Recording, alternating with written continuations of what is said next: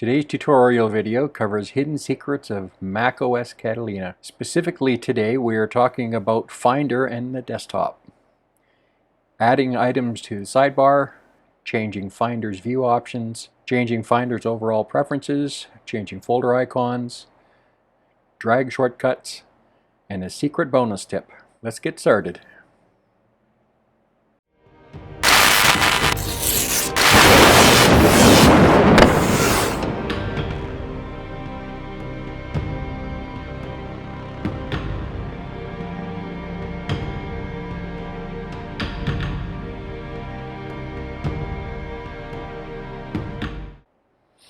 Well, thanks for sticking with me. Before we get started, last week I promised to do an in-depth tutorial on how to make my two-line text reveal macro in Fusion. I will still be doing that video, but I have a few more things I need to set up to make it a better experience for you. I should have it ready for next Sunday. For this tutorial, you need to start your Finder and open a second Finder window. And a keyboard shortcut to do that is Command N. Okay, so the first thing we're going to do is add an item to the sidebar. So all you need to do to make that happen is you just drag the folder over there. So you just click, you drag it over, you see where that little line is showing up. So we can pop that in wherever we want. And if you want to get rid of that, or get rid of another one, you can just pull it back out. Now, I'm going to do this again, only I want to show you a little something. If you have a really long folder name and you move it over there, then it's going to get cut off. So you would either have to drag your sidebar open further, but there is another way to deal with this. I'll just drag that back out. Now what we need to do is create an alias. So to do that, I'm going to show you another way to do it later, but for now we're just going to use a right click or a control click. And if you're on a MacBook Pro or a touchpad with your Mac, you can use a two-finger tap, and it'll also bring you your context menu. And what we're going to do is we're going to make an alias. So we pick Make Alias. And then we just need to rename this to something that's going to work.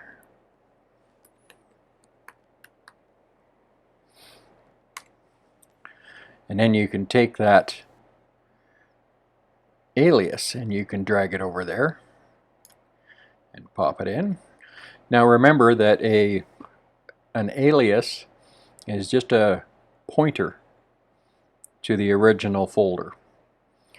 It allows you to put a different name on it, and there's a few other little things it can come in handy for, but whenever you update the original folder, that gets updated as well. So we're just going to pull that back out of there, and we're going to delete that. So we just select it, and an easier way to do this is just hold your command key down and hit delete. Alright, so now we're going to look at your Finder view settings. So there's a couple different ways you can do this. So we're going to bring up a context menu. So we can either do it with our right click and show view options. Now you can also do that if you go up here, either one, to the little gear icon, pop that list down, and you'll get a similar menu. Now because we already have it open, it's giving me the option to hide it rather than open it. So now we're going to go over to our Finder options panel. And you can see here we can set a default behavior for grouping. So we can have it say group by kind. So it separates stuff. And then within that we can tell it to group by another option. So we can leave it as name, or we can do it as date modified, or date last opened, or the size, whatever works for you. You can also change your icon size here. like so. And you can change our grid spacing. You can also move where your labeling is, so it looks like that or that. And you can show the item info. So if you look up here, you can see it shows extra information. And in the case of where you've got folders with stuff in them, like over here on the desktop, you see it's showing there's 3 items in this folder here and 8 items there. And here you can change your background if you want. And you can also, so this show icon preview, basically if you look down on that bottom Finder window over here, you'll watch what happens when I turn that off and on. So my personal preference is to leave it on. Also, if you have it turned on, when you're looking at MP4s or MOV files, like movies, if you have that turned on, same thing with sound files, you can actually go in and play them. So if we were to back up a folder here and go into, where's one that I've got some footage here. So not only does it show a preview, but when we hover over it, we get a little play button. Now if I was to go here and increase the size a bit, it can actually be kind of handy. So I can go in here and I can hit play. That way I can watch the footage, see what it's about. And you can hit pause.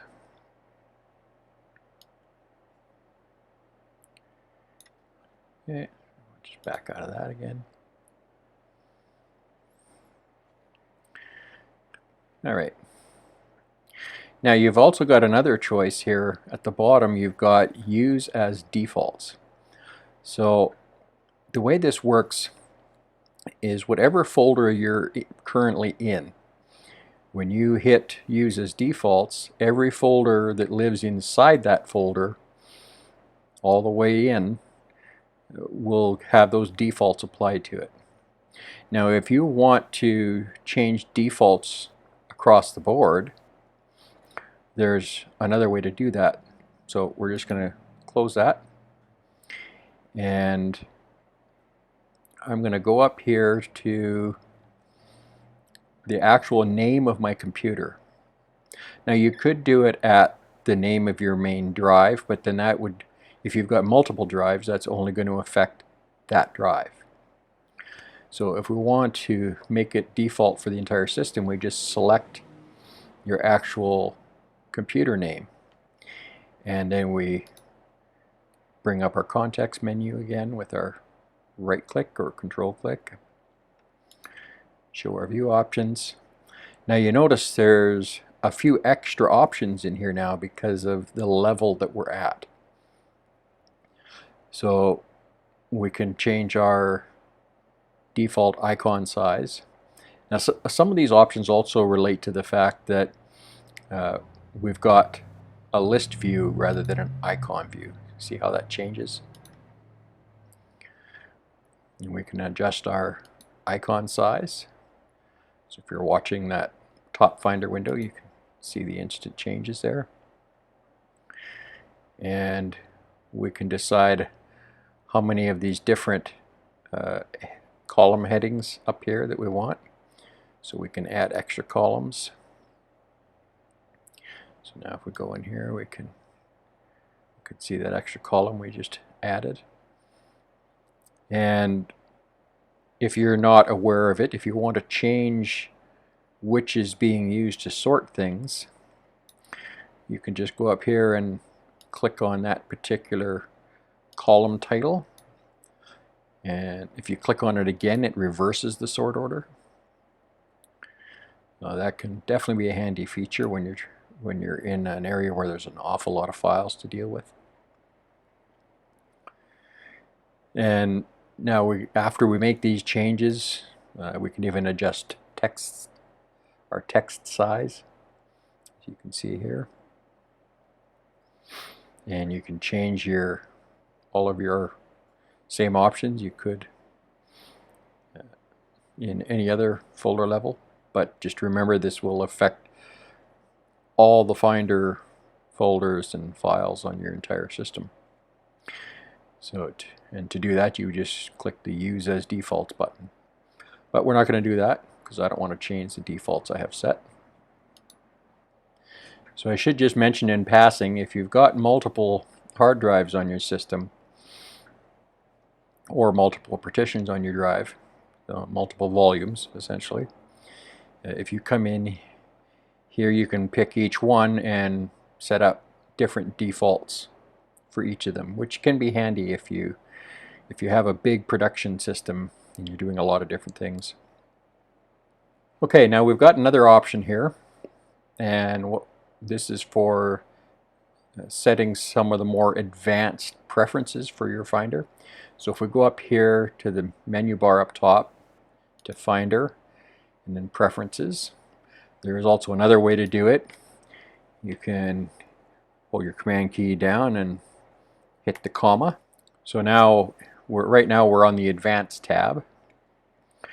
So here's where if you want to see all the extra file extensions, and this is where you turn your warnings off and on, and this is where you can tell your trash bin to automatically empty after 30 days. And you can also set some options for which folders stay on top, both in your Finder windows and on your desktop. And now this can be handy to make adjustments here so that when you do a search, you can have it either use whatever you used the last time, search just whichever folder you're in, or search the entire computer every time you do your search. And now if we go to our sidebar, for some of the system stuff that you can't drag off the sidebar, like we dragged that folder off that we added, this is where you would come in and turn them off. Now some of them you can drag out, some of them it won't let you do it any other way except through this interface. And then here, if you want to create new tags or delete current tags or change the order that they're in, add new ones, you do that all here. And then you have your General tab, and this is where you set what you see on your desktop.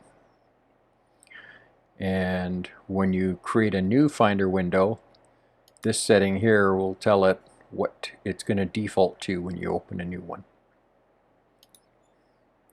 So we'll leave this open. So right now, if I go over here and open a new one, so I hit Command N, so here it'll show my most recent files that I've been in. But if we close this and then I go over here and I pick my username and then go do the same thing, Command N, now it's automatically opened it up to everything under my username.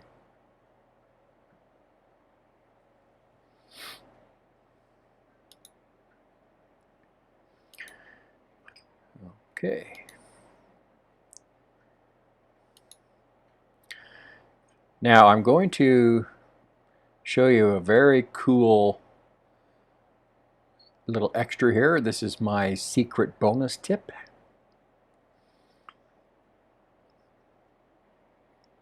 So if I go to, let's go to my actual username.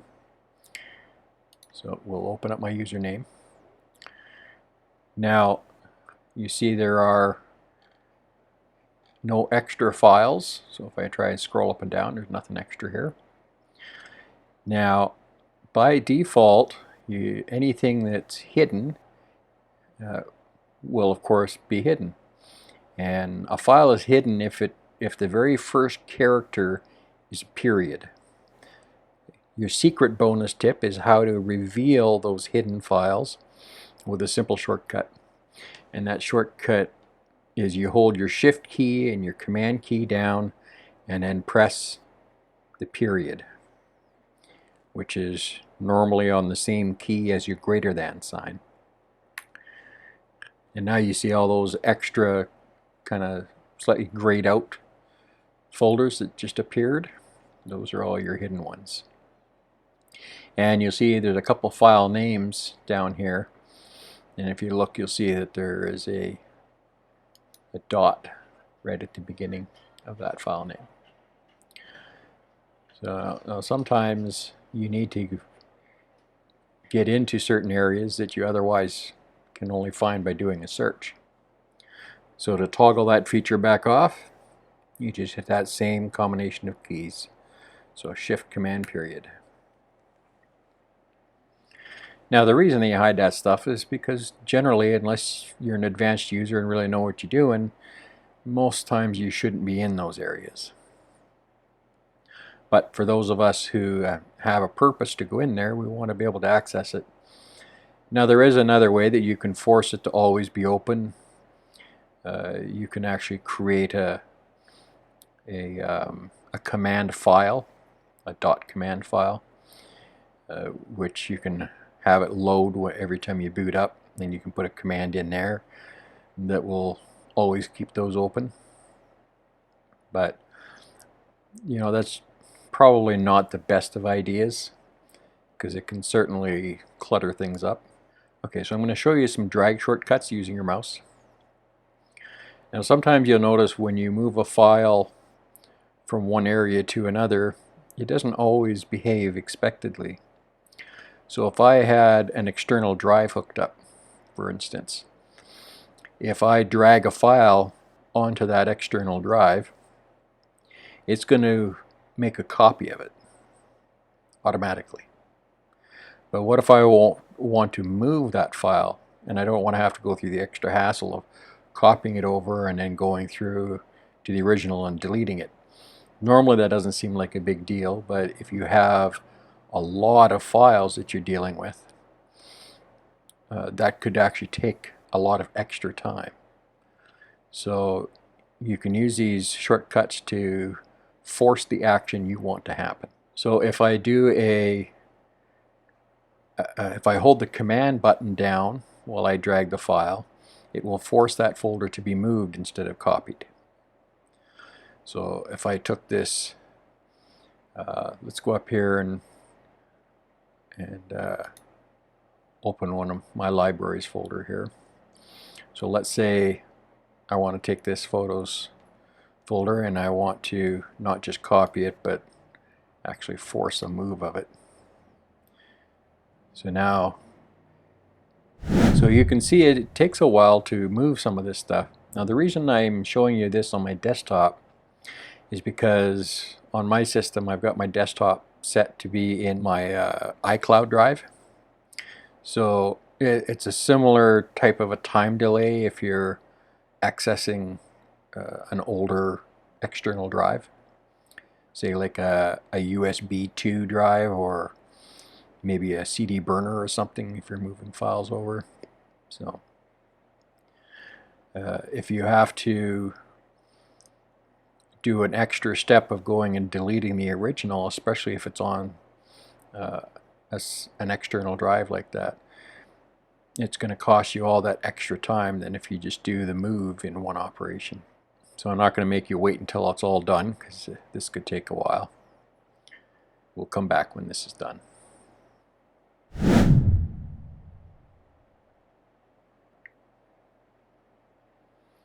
Okay, so it looks like that's done. So I'm just going to move this back so I don't forget about it, and then I'll show you something else here. So we'll do another command drag back into here. Now that appears to happen a lot faster because those files were still cached in memory because I haven't done anything else yet. So now if I want to force copy something, so normally if I'm just moving a folder from one if I'm moving a subfolder from one folder to another, if I just drag it normally, it will move that. But if I want to force it to be copied instead, I just hold my Option key down while I drag the file. So now you'll see that that actually created a copy of it over here, and the original is still in place. So you remember earlier I showed you how to create a alias. So an easier way to do that is with a shortcut combination. So if you actually hold down your Option and Command key together and drag the file, you notice there's a little alias arrow on there. And we just let go of the mouse button, and now we've got a shortcut, or alias. Okay, so the next thing I'm going to show you is how to change your folder or file icon. So if you look up here, you'll see I've got a games folder. This is actually, the original is in my applications folder. So if I go down here, open my applications, you'll see that I made a, okay, there it is. So you'll see I made a games folder, and then I wanted to copy that out on the desktop.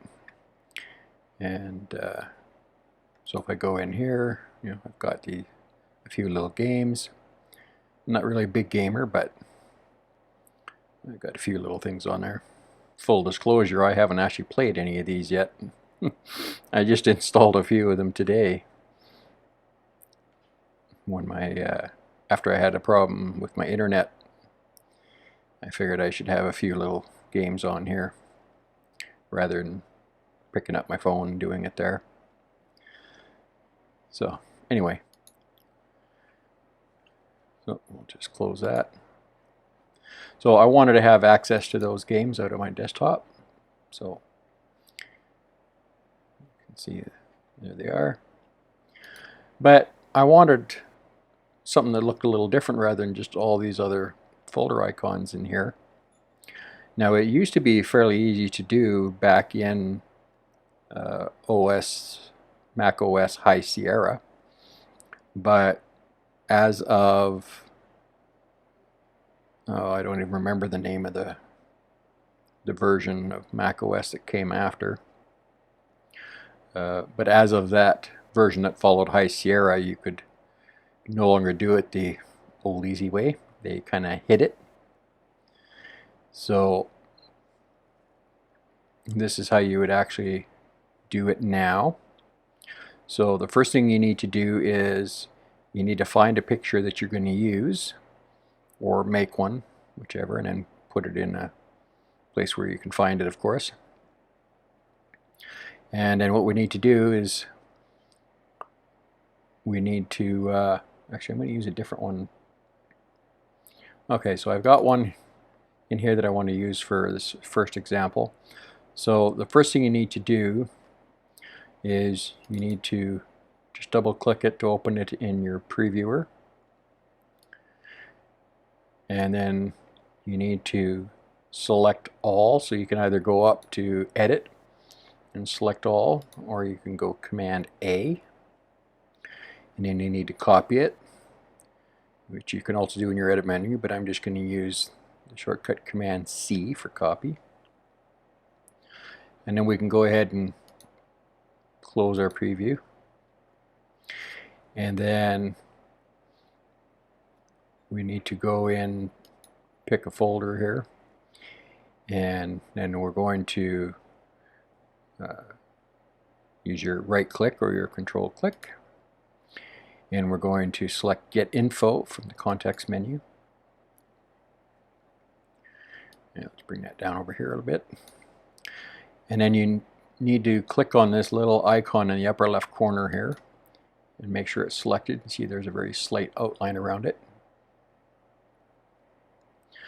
And with that selected, we need to paste. So you can either use your edit menu, or you can just hit your Command V, and that changes your picture.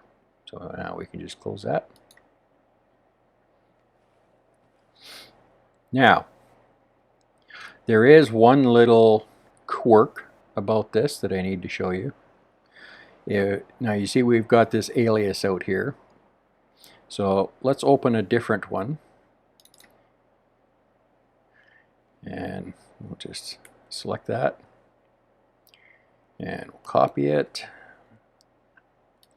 Okay, now I just want to talk about something real quick. You can use any standard graphics format or image format, but really a PNG file is the best thing to use because it maintains the transparency. So if you've got a picture that's just a big square, that doesn't really matter, I guess. But if you've got something that you don't want a big square on there, you just want the picture by itself, you need something that will maintain the transparency, and that's the PNG format. So now we'll go in here and we'll bring up our context menu, select Get Info, and we'll select this. Now I'm going to show you something here. You'll note it now it is selected. So we'll go up here and we'll go paste, and you notice it didn't work. What it actually did was it put that file inside of that folder. It didn't change the folder because it's an alias. So we're going to delete this alias. So we're just going to use Command Delete. So to be able to do that like I did with games, you've got to go to your folder in here and change it first. So we'll do our context menu, Get Info. Now I can select my folder again, paste. Now it changed that. And now you notice I don't have the white background behind it because this is a transparency for those areas. So now if I take this and I use my Option Command drag, and now I've got my graphic. Now something I haven't tested, so we can do this together just to see what happens, because I didn't think to test this earlier, to be honest with you. I'm just going to delete this one here. I'm going to take this picture and I'm going to load it back in and select all, copy it, and now I'll go back to this original version of it and context menu, Get Info, select the picture and paste, and then we'll close that. Okay, now I kind of suspected this is what would happen. So now we've got the original, and we can change it to whatever we want, and that alias will keep the one it had when we made it an alias. So that's how you can have different pictures on the original and the alias.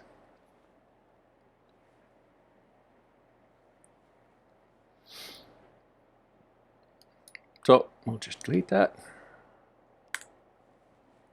Okay, that's it for this tutorial, folks. Check out my Mac OS tutorials playlist for more tutorials about Mac OS, of course.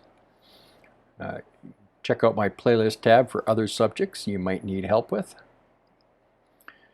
Make sure to drop me a comment below if you have questions, or if you would like to request a tutorial, or just tell me how I did.